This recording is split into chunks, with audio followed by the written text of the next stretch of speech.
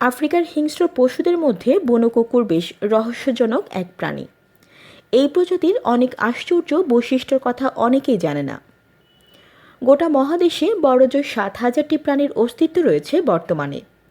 সাভে উপত্যকা হচ্ছে এই শিকারী প্রাণীদের জন্য অন্যতম প্রধান আশ্রয়স্থল।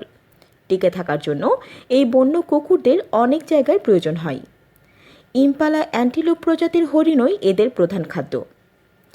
আফ্রিকান ওয়াইল্ড ডগ আসলে খুবই সামাজিক একটি প্রাণী। পরস্পরের মধ্যে ভাবের আদান প্রদান করে, পরস্পরের দেখাশোনা করে, শাবকের যত্ন নেয়। সিংহের মতো সামাজিক মাংসাশী প্রাণীর তুলনায় তারা কিছুটা অন্যরকম। বুনো কুকুররা শিকার করার পর সবার আগে শাবকদের খেতে দেয়। কেউ আহত হলে সবাই মিলে তার দেখাশোনা করে, আহত কুকুরের কাছে মাংস নিয়ে যায়। দিনের বেলা উচ্চ তাপমাত্রা এড়াতে এই বুনো কুকুর ছায়ায় পড়ে ঘুমায়। বিকালের দিকে এদের গোটা দল একত্রিত হয় ও তারপর সন্ধ্যায় শিকার করতে বেরিয়ে পড়ে। এখানেই প্রায় 3,000 বর্গ কিলোমিটার জুড়ে সাভে উপত্যকায় আফ্রিকার এই বন্য কুকুরদের সুরক্ষার লক্ষ্যে এক প্রকল্পের কাজ চলছে। আফ্রিকা মহাদেশে যেসব মাংসাশী প্রাণী হুমকির মধ্যে পড়েছে, বন্য কুকুর তাদের মধ্যে একটি। আফ্রিকাতে প্রাণীটিকে সংরক্ষণের এক বিশাল উদ্যোগ চলছে।